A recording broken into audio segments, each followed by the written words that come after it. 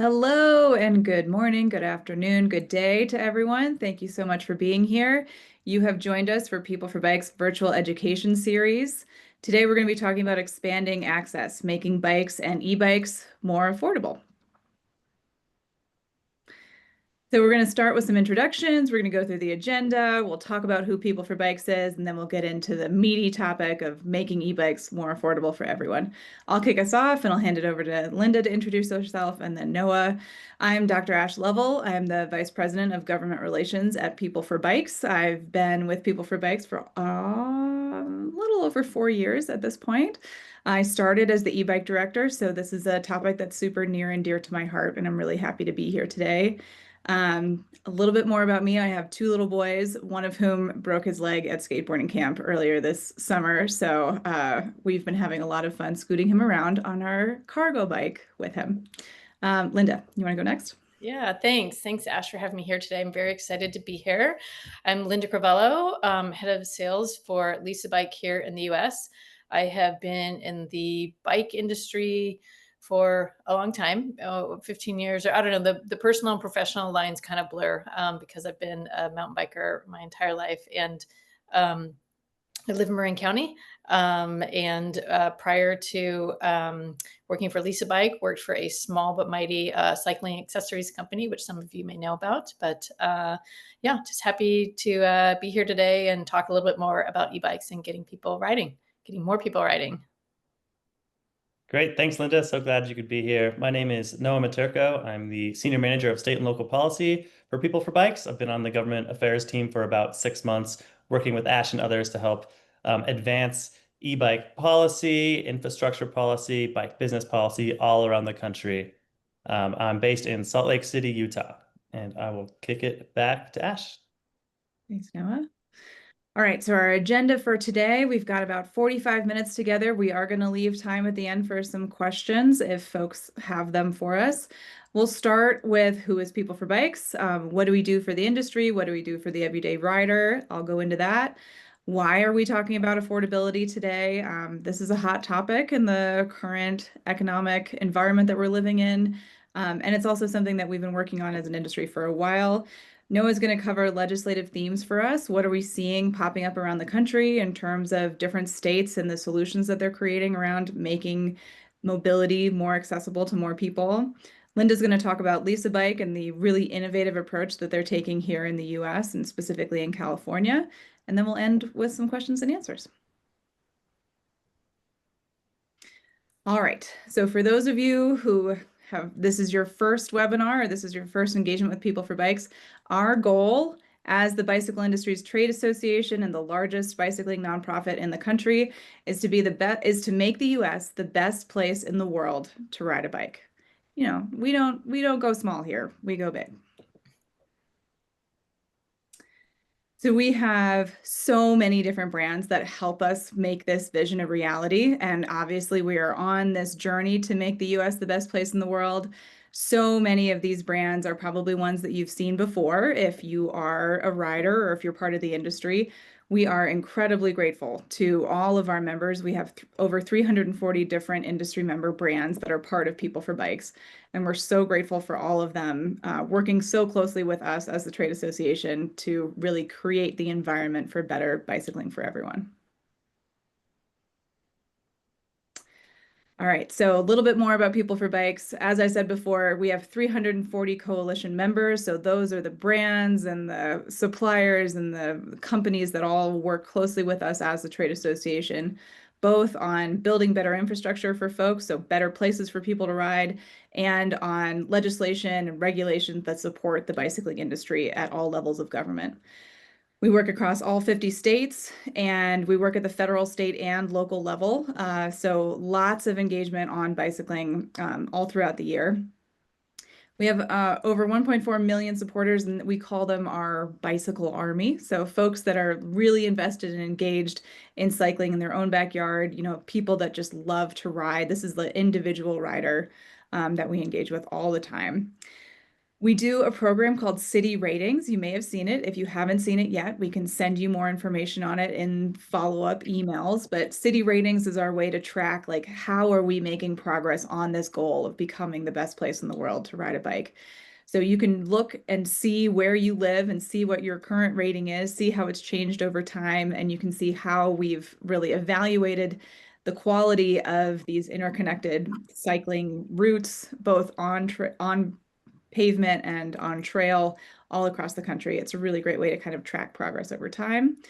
And then we also help actually build these infrastructure projects, whether it's, connecting your favorite mountain biking trail to your backyard or pump tracks or whatever it is that a community needs.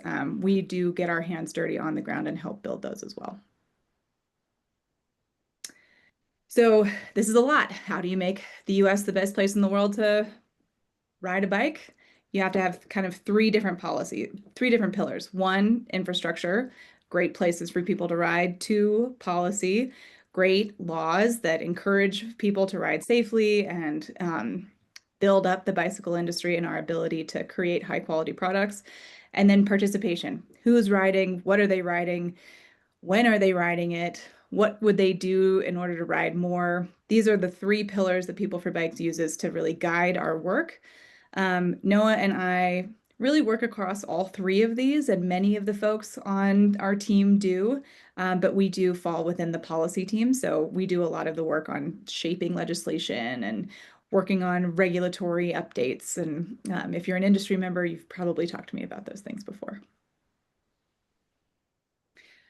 We also have a lot of resources for individuals who want to get more involved in making the US the best place in the world to ride a bike on your own. We know that everyone here probably is passionate about riding. We certainly are. And we want to make sure that we give people the resources that they want and need to engage in their own backyard and across the whole country. So I mentioned city ratings before. This is a great way to kind of see what your community is doing to find good routes, to understand kind of how this movement is growing. Research and statistics is a great way for us to understand participation. So understanding, what does youth riding look like? Where are people riding and when? Is there really an e-cargo bike boom happening? We have all of that data that we understand both through sales and through participation, so that we can get a better idea of what the industry looks like as a whole and what riding in the US looks like as a whole. And then action alerts and policy tracking. We are very engaged in advocacy and fighting for the bicycle, whether it's the business side or making sure that funding for cycling and safe and connected places for people to ride is maintained and grows over time. So if that's something you'd like to get involved in as well, we're really happy to help work with you on that. And then if you are an industry member who's listening in today, there are so many benefits to being a member of People for Bikes. As I mentioned before, we have bicycling participation and consumer insights. How do you go from understanding, a first-time rider to an enthusiast? We have that data and it's getting better every day, understanding how to get more people riding more often. We have an industry standardized bicycle owner's manual. If you weren't aware, every manufacturer needs to have owner's manuals in order to sell product. People for Bikes is the place that provides those owner's manuals.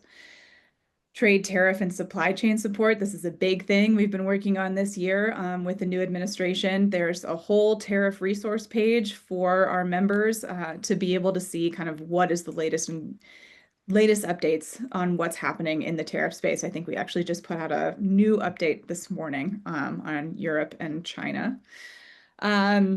As an industry member, we have a lot of folks that volunteer with us, and we're so grateful for that. Thank you so much to all of you who are listening in, who are on subcommittees or working groups.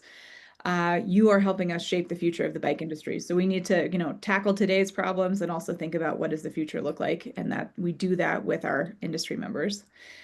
We do a lot of pro-bike and pro-bike business policy, whether it's battery safety or battery recycling or registration and insurance concerns or any number of things.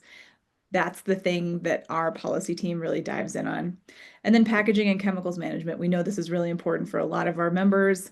These are the types of requirements that are continuing to come up, and People for Bikes not only tracks, but also engages on all of these issues for the industry. Okay, so there was the overview of People for Bikes. Please feel free to reach out to me anytime if you have other questions about either becoming a member or how you can engage individually. The purpose of today's conversation is to talk about e-bike affordability. Let's go to the next one. All right. So a few years ago, People for Bikes commissioned a study.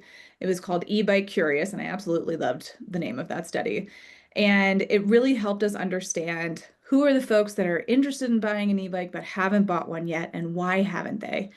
And really, cost was the top barrier for a lot of people buying an e-bike.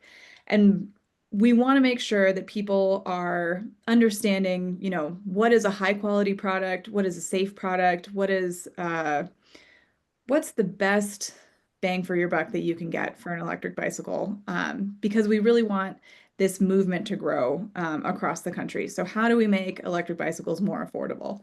Another thing that we realized in this study was that a lot of folks who are interested in buying an e-bike or have bought an e-bike either through an e-bike incentive, which Noah is going to talk a little bit more about, or on their own or direct to consumer, a lot of these folks are riding for the first time. So they need more of an understanding of like, how do you ride safely and where can you ride and how do you take care of a bike? All of these are things that are really important when we're understanding who these consumers currently are, who they could potentially be, and also what does the growth of the e-bike market kind of look like? A lot of these folks are new to cycling overall. They're not necessarily enthusiasts. That was a really important thing for us to understand. So as a reminder, I started as the e-bike director at People for Bikes a few years ago. And one of the most important things when you're buying an e-bike is to get quality products and components.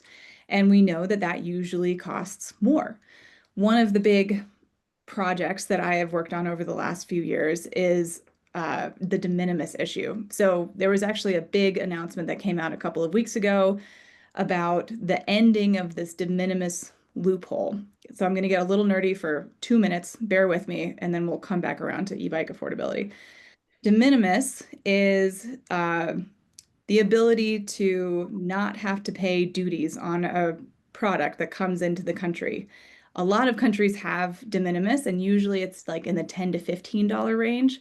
In the US, the de minimis was $800. So a lot of products were coming into the US under that $800 de minimis and not having to meet the same safety certifications and not having to go through the same kind of rigorous testing as all the products that were over that $800 de minimis. And what we saw is that there was a lot of products that came into the US that were electric bicycles or things that called themselves electric bicycles that really were not super high quality products. A lot of the concerns around fire safety that we had a few years ago, especially in New York, was because a lot of those products were not certified to high quality standards. So our job as People for Bikes is to make sure that folks are buying high quality products and that they understand what they're buying. And we want to make those things affordable because we know that that's really important for a lot of folks that are interested in potentially buying these e-bikes. So I went on that little de minimis tangent to say we've seen a lot of low quality products come into the country over the last few years, but that loophole is closing. Actually, I think might close at the end of August. Pretty sure it does. So how do we make these mobility products? How do we make electric bicycles? How do we make all of these things affordable? And how do we make sure that they're safe and reliable for folks that are riding them? The other big issue that we've been dealing with as a policy team and other groups across the country is the difference between an electric bicycle and an e-moto. So this is something that our policy team has been working on really closely this last year. Not only are there products that kind of come in that have been coming in under de minimis, but there's also products that sometimes call themselves an e-bike when they're actually a motorized vehicle. So as folks are considering like, oh, I'd like to buy an e-bike, we want to make sure that people are really informed about what is an electric bicycle and what's not. So if you see any of these flags when you're looking at purchasing an electric bicycle, please beware. It may not actually be categorized as an e-bike. So products that advertise a moto or cafe racer design, if they go faster than 20 miles an hour with a throttle, that is not an electric bicycle according to the federal definition and statute. That is a motorized vehicle. If they advertise on and off-road usage and they go faster than 20 miles an hour, again, that's not an electric bicycle. If they have a power or speed limiter that's easily defeated, not an electric bicycle. And if they promote or tolerate defeating the governor, again, kind of a big red flag, not a product that you want to be buying if you want to buy an electric bicycle. So I give you all of this context of kind of where we're at with the electric bicycle space in order to give you a little bit more understanding as we go into the next topic, which is going to be Noah talking about what are the legislative trends over time. And again, our big goal as People for Bikes is to make sure that high quality, reliable, safe products get into the hands of the consumers and the riders who want them. And that's why we're here today. Awesome. Thank you, Ash, for setting the table like that. So I will now take us through the next part, which largely covers e-bike incentives at the legislative level, addressing e-bike affordability through one policy lever in particular, and that's different types of incentives. There are a variety of different incentives supported by local and state governments, which work with retailers and customers to lower the cost of e-bikes either upfront or after the purchase. So these policies that we're looking at, these are not the only ways to address e-bike affordability, of course, but these are what we see at the local and state public policy level and the ones that we largely work on. So we have point of sale discount, and this is a price reduction applied directly at the time of the purchase. So the customer pays less upfront, and this is really effective.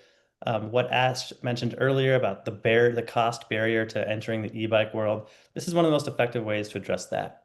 So in this instance, the government reimburses the retailer. Of course, if you're the retailer, you want this to happen as quickly as possible, or things can get complicated for you. But if you're the customer, this is a really effective way to get more people on bikes. So this can happen through either an automatic discount, meaning there's no application required. Perhaps there's proof of eligibility, such as residency or something like that. And another type is the pre-approved voucher. In this instance, the customer applies in advance, and if they're approved, they receive a voucher or a code to use the checkout. So an example, if you get a $500 discount applied immediately at the bike shop register for you as the customer, that's $500 cheaper off the bike. Of course, if you're the retailer, you get that reimbursed from the state or the municipality. There's also the post-purchase rebate. In this instance, the customer pays full price at the point of purchase, then applies for the reimbursement from the government, the local or state government, or in some cases, the utility after the fact. So this does require an application after the purchase, usually with proof of purchase and possibly proof of residency or income eligibility if that's a part of the program. We also have the tax credit, and this is a credit against the state or local income taxes claimed when filing a tax return. So this is also after the fact. There are non-refundables tax credits, which can only reduce taxes owed, not result in a refund beyond that amount, or a refundable tax credit, which can generate a refund even if the taxpayer owes little or no tax. Income-based bonus incentives. So any of the above, which I just mentioned, can be done with higher incentive amounts for low income or equity priority applicants. So these can be integrated into point of sale, rebate, tax credit, a loan. And the idea here is to target lower income residents, so they're using these as their priority form of transportation. So that's really on the policymakers to craft and how they see fit. Another tool is financing assistance or a low interest loan. We see less of this from a policy perspective in cities and states, but they're definitely a good tool. In this instance, the government or utility partner offers subsidized financing with a zero or low interest loan spread over a period of time to help get folks on bikes. So we are wrapping up most legislative sessions in the country right now. I think there are 3 or 4 that are year round. California goes for another couple weeks. But for the most part, we can tie a bow on most of the legislative sessions throughout the country. And with that hindsight, some perspective we've gotten about how incentives are being utilized or not in new legislation. It's been an interesting year. Well, I would say the themes are tighter budgets and higher scrutiny for all programs, especially things like this. With COVID era funding basically running out and growth slowing down, there's uncertainty in economic forecasting, uncertainty in federal funds. After a decade of really booming incentive programs, the good times did not quite keep rolling in 2025. So this is a challenging year for these big or small ticket items as states prepare for slower growth. All that being said, we did track and mostly support about 36 e-bike incentive related bills across the country. These included all varieties of funding mechanisms I mentioned previously. We had 2 bills that passed. One was in Washington to continue funding for their statewide program. That provides a 300 point of sale rebate for all e-bike purchases with higher amounts for low income individuals.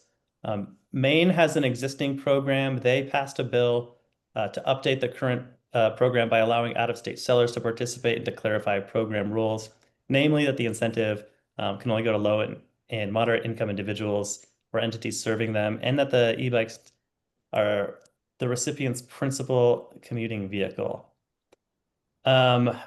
We had a bunch of bills that we really championed that did not pass, and I'll dive into a little bit of those. But we didn't see any clawing back of funds, which was a concern in a couple of states. So for the most part, the programs have continued as they've been funded, and we have not seen rollbacks really, which is good. So we had some high priority legislation to introduce incentives into new states that unfortunately didn't pass. New York State has been a goal for several legislative sessions now, only to ultimately get hung up in the same committee. And we thought we were going to squeak it this year, but we did not. So we worked with lawmakers there to propose a $5 million incentive. There is a lot of momentum behind getting a program at the state level in New York. And I think this will continue to evolve, and we're going to continue to really stay on it because New York is just perfect for this at the state level. Oregon is another state that would also seem primed to have a statewide incentive, but that hasn't passed yet either. So we're mostly seeing that continue at the municipal level. Across the state in Oregon, you have Bend, Portland, and a bunch of municipalities taking up the mantle on that, but we'd love to see something at the state level. And Illinois also had an income-specific bill that did not pass. It's really been all hands on deck over there for funding for basic transit needs, so we sort of saw that coming. And we're supporting some legislation in Wisconsin that has a unique approach with some advocacy partners this year. That legislative session continues to go, so we'll keep working on that. I mentioned the ongoing incentives. There are about 10 states and more than 20 larger municipalities that have existing incentives where the rebates or tax credits. And that 20 municipalities, that is not an exhaustive list. I listed those as major metropolitan areas.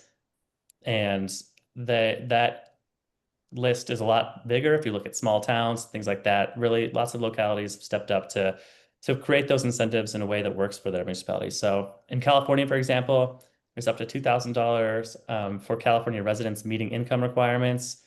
Colorado, as you see, Denver's also on the list. So if you live in Denver and don't have an e-bike, you can go get on that. So Colorado at the state level is $450 for residents, no qualifiers. So that's very broad, sometimes challenging for retailers, but very popular with residents. A recent survey conducted in Colorado of 3,000 recipients of the first round of rebates shows that e-bike adopters avoid car commutes and errands whenever possible, with 1/3 of respondents replacing 2 to 3 car trips per week. This is a boon not only for e-bikers, but also the state and the cities as they look to reduce pollution from cars and make Colorado cities more livable. And there are a lot of different reasons why states and cities create these incentives, but those are really positive outcomes that we've seen over and over again that should be encouraging for cities looking to address these transit and pollution problems. Connecticut residents can apply for up to $500 for a rebate.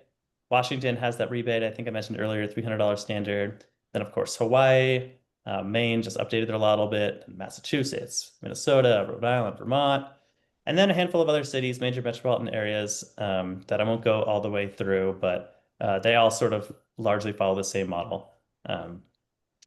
Smaller amounts for general residents and higher amounts for either cargo bikes or low income residents. Portland is still crafting their legislation, but they have $20 million pot with the goal of getting 6,000 new e-bikes on the road. New approaches. So as we see the model we've been using over the past decade or so slow down in momentum, and that's certainly, these things go in ebb and flows, so that will pick up again in the future. But as we're looking at how to continue to get folks on e-bikes by removing that cost barrier, we're trying to get a little creative, and I'm going to leave a lot of this to Linda and the cool stuff they're doing. But we've seen a couple of different approaches. Hawaii is doing something unique. They offer a state rebate of up to 28% of the purchase price for new e-bikes and for mopeds. And that's administered by the State Department of Transportation.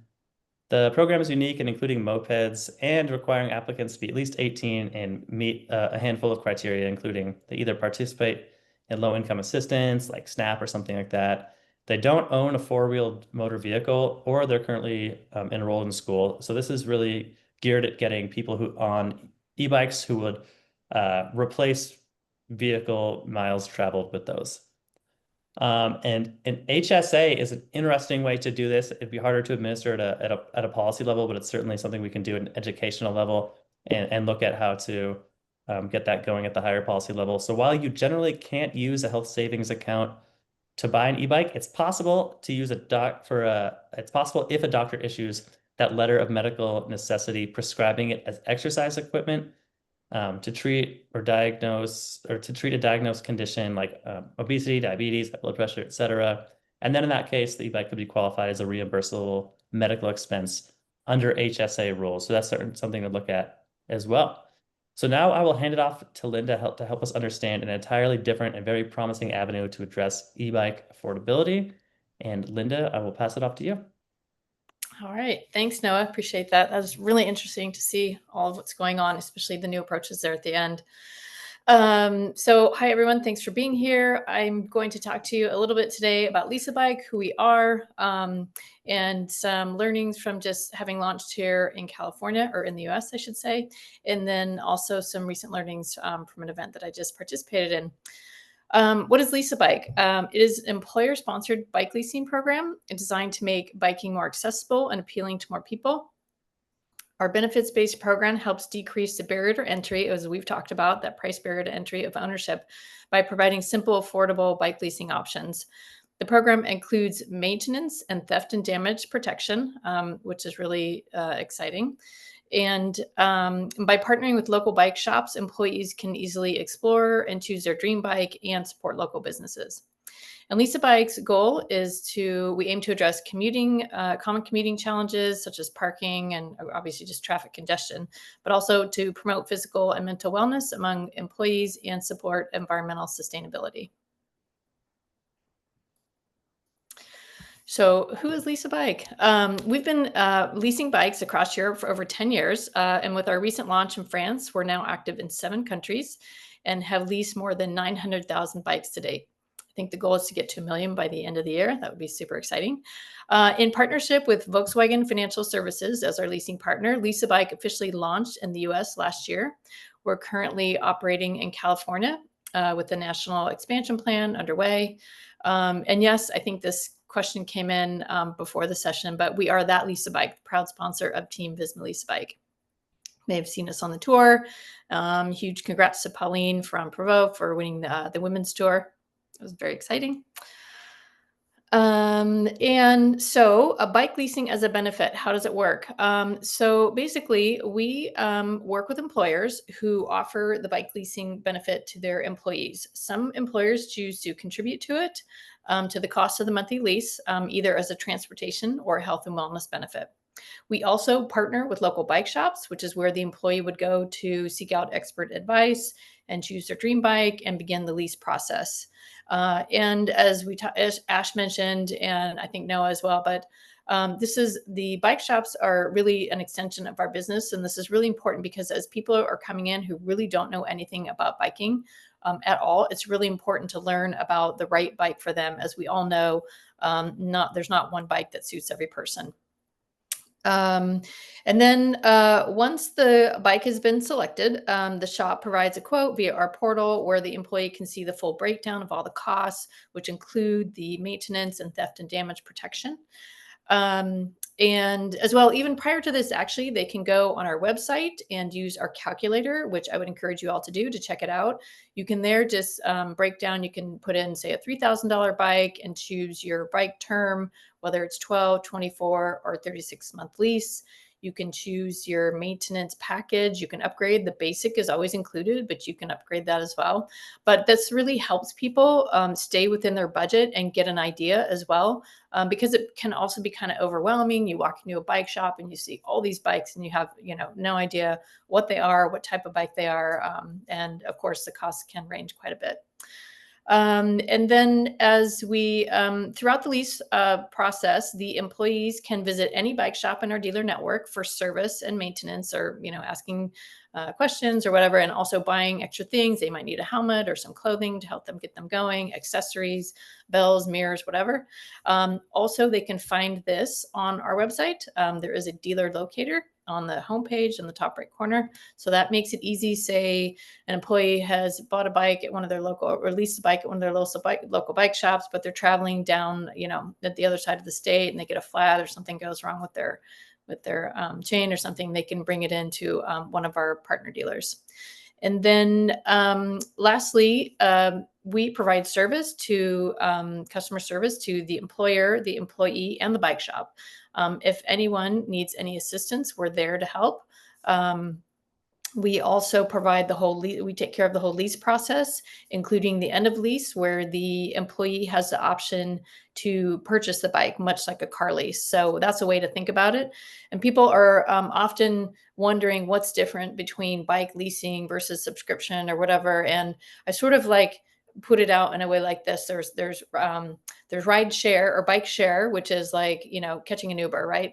There's bike subscription, which is sort of like renting a car, and then there is bike leasing, which is like leasing a car. And what we have found is that through the leasing process and longer term, ownership and the option to buy it and actually own it at the end really creates behavioral change. If you think about it, if you were to have a leased car versus a rental car, for the week or a couple of weeks or something while you're on vacation, that car that you own really, it feels like it's something that's part of you. Yeah. So let's see. While we're still relatively new in the US market, we are seeing strong interest from a lot of business and organizations of all sizes, big high-tech companies, universities, cities, small businesses. And as a commute and wellness benefit, there are many reasons why employers choose Lease a Bike for their employees: to attract and retain talent, health and wellness, to address commuting challenges such as parking, working towards sustainability goals. I've talked to some high-tech companies here in the Bay Area, and they've got 3,000 employees commuting to work, and they have 200 parking spaces, and some companies are even valet parking. So they're trying any way to get their employee to get to work. And the other thing I wanted to mention as well, too, some people might say like, oh, I live too far from my office. An acceptable distance for cycling based on studies has been 10 miles with an e-bike. That's great, right?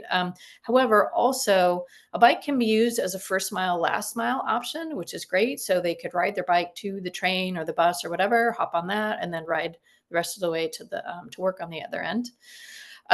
Just a little bit of survey information that we gathered prior to launching here in the US. We surveyed employers and employees in both California and New York, and 74% of employers were willing to contribute $50 or month, $50 a month or more towards the employee bike lease. And so that's great, right? That's, huge for participation when an employer is going to contribute something. Could be anything, really. I mean, it could be $10 or $50 or $100, but it's really nice. But they're not required to contribute. They can still offer the program, and it does not cost the employer anything. Another thing that's notable is that of those interviewed, of employees that were interviewed, 70% were interested in bike leasing. And I think also, so that was some data here that we got before launching here. Some information from our program in Europe that I think this is great. And again, speaks to why we're here today. 79% of the bikes leased in our program are e-bikes. And the other thing that we've also talked about is for 73% of the participants, the deciding factor to participate in the program was to not have the large upfront cost. So that's pretty significant. And also for those riding, 55% started riding to work more often, and 73% started riding more recreationally. And if you want, you can check out our website. We've got stories from our program in Bosch and Silicon Valley and some of our customers in Europe. You can just read about how the program works for them. So the reason why we're here, how do we do this? How are we getting people on bikes and on e-bikes especially? It really has been a game changer.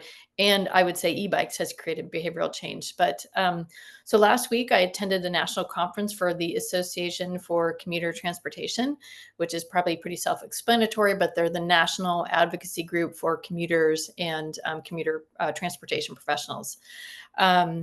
But the hands down, I went to several sessions and a lot of it was this was also very encouraging, very micromobility focused. So bikes and scooters were actually part of a lot more of the conversation than they were last year. But hands down, the number one indicator of success for increased participation for employers to get employees riding to work more often or even participating in bike programs was having demo events. And again, this goes back to what Ash talked about a little bit earlier, is that people are new to this. They're bike curious. They don't know. It's a little bit scary if you're not a cyclist.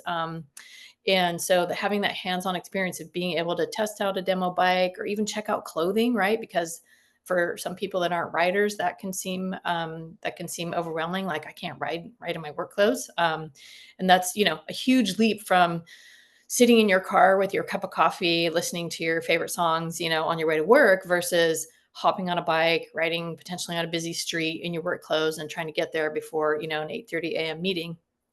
But again, this is where e-bikes come into play. And so again, the demo event, just hands down, if you can coordinate, again, we need to think more broadly about how we can reach people. And so I would, the other thing that came up was to work with different advocacy groups and governmental organizations, employers, just to introduce bikes and to let, have some exposure there. And the other big takeaway from that as well was inclusivity. And again, we all take it for granted. This is a bit of an echo chamber, right? But I'll just give you this one example. I went to one session that was about how to holding an employer workshop for people who are interested in learning about a skill or bikes, anything related to bikes. And it was a bike tire changing session, which in the end was really powerful for some people, right? Because they had no idea how to do this. But anyway, how we broke out into sessions was the woman who was conducting it came around and gave us a little card. And this is how you were going to find your partner. She gave you a card with a picture of a bike part on it. And it said, I had a pedal and it said pedal on it. And I thought, being a cyclist, I'm like, okay, I'm going to find the person with the crank. And so I'm walking around. I'm like, oh, hey, who's got the crank? And this lady comes over and she says, wow, oh, you have a pedal and I have a crank. Like, how did you know that those two went together? You're supposed to match your bike part. And I think this just really speaks to the fact that there's just a lot of people that really just don't know a lot about bikes or how to get there. Infrastructure is a big thing. So I think it's on us. If we want to get more riders on e-bikes, that we need to just really look through a really a quite broader lens and think about how we can really welcome people into the cycling community. And I guess, yeah, that's pretty much it. I would say lastly, if you have interest in learning more about Lease a Bike, as I mentioned, we're operational in California right now. We'll be expanding nationally as market demand presents itself. But we'd love to share more about it. If you're a bike shop, if you're a consumer, an employer, we'd love to chat more with you. So, please email us info@leaseabike.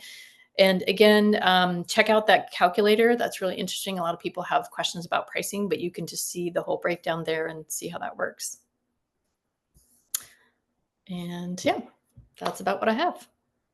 Thank you, Linda. That was excellent. Thank you, Noah, so much for all of that information about kind of where we're sitting with e-bike incentives.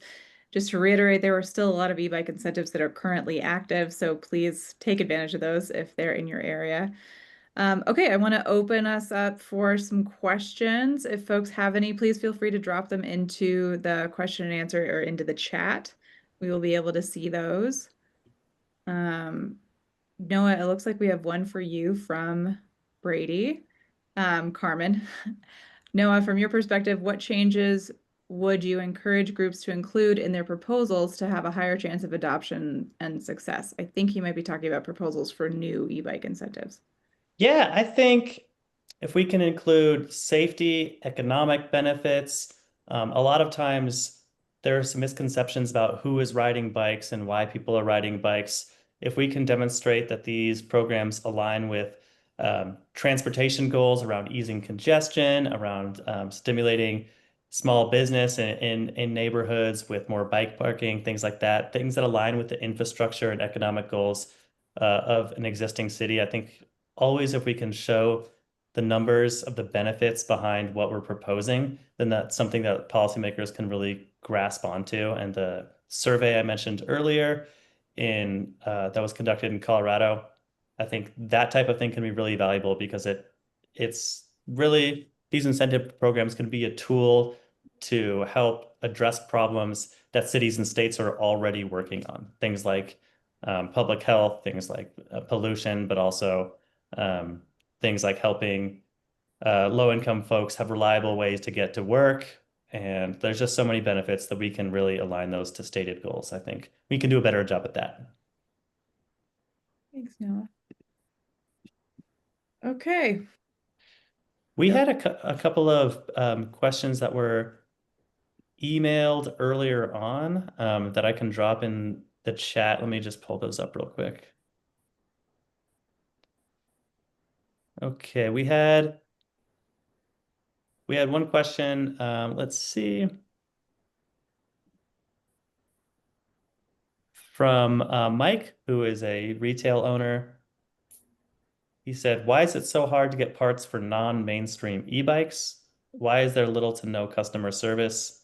Troubleshooting. It sounds like a troubleshooting help question." Mm-hmm. Mm-hmm. Well, Mike, this is not my specific area of expertise, but my general take is that often those products don't have a lot of customer service because their brands are not necessarily based in the US. A lot of those brands that you're probably servicing are coming from Asia, and I'm not sure why the customer service is not better, but that is a really common kind of concern that we hear from a lot of retailers. And this is why I kind of went back to this de minimis issue earlier on, is that you want to make sure, like, we want to make sure consumers are buying high quality products that also meet them at the price point that they want to spend. Because if not, then they're probably buying lower quality products that are not going to have, the same customer service and replacement opportunities as, the higher quality brands. I hope that answered. Thanks, Ash. We have another question from Pete, who is director of marketing at a bicycle component company. He asked, "How should we think about this from a product assortment? How should we think about this in terms of how we market to consumers? How do we partner with government agencies?" And there's a second part to that. I would say from the rebate policy perspective, most times retailers need to elect to participate in this. So I think if you're operating in a state that has participating retailers, communicate with them. For various reasons, retailers will decide whether this is participating in a rebate program is right for them or not right for them. And ideally, retailers are being brought into the fold when these policies are being shaped, so we can have as many benefits for retailers as we are for new cyclists. And how do we partner with government agencies? I would think that part of our role when working with state legislatures and government agencies when implementing this is to help be the voice for the retailers when they can't be the voice for themselves, or at least elevate their voice. So having conversations with us about the nitty-gritty about your concerns, I think is something that's a role we love to play. The example was the national physical test is back. Everyone should know how to ride a bike. Mm. My God, have we been grappling with how to elevate biking above the noise with different, just this new administration. And I think, regardless what we've seen for public health um, goals from different administrations, cycling always fits with what they're trying to do. We're trying to reduce healthcare costs. We're trying to get individuals and communities healthier. We're trying to get kids out there, avoiding obesity, or avoiding these chronic diseases. So I think if we can all really beat that drum together in our messaging, that helps. And Ash, if there's anything you want to add to any of that. That was perfect. Thanks, Noah. Cool. I can't see the Q&A box, but if we have any others, we can answer those. But if not, I think we are right at time, which is always great. Linda, any closing thoughts for us? No, I don't think so. Just other than the fact that, again, the e-bikes are a game changer for so many people. And as evidence, like I said, 79% of the bikes in our program are e-bikes. So it really makes a huge difference. And although I still have my regular mountain bike, I do have an e-commuter bike, and it made all the difference for me. So anyway, I'm really excited about getting more people riding. Awesome. Thanks for having me. Yeah, thank you for being here. Thank you all for tuning in. We appreciate it. More webinars will be coming your way soon, and please feel free to reach out to any of us at our emails right here on your screen. And we appreciate you. Have a good one. Thank you. Thanks.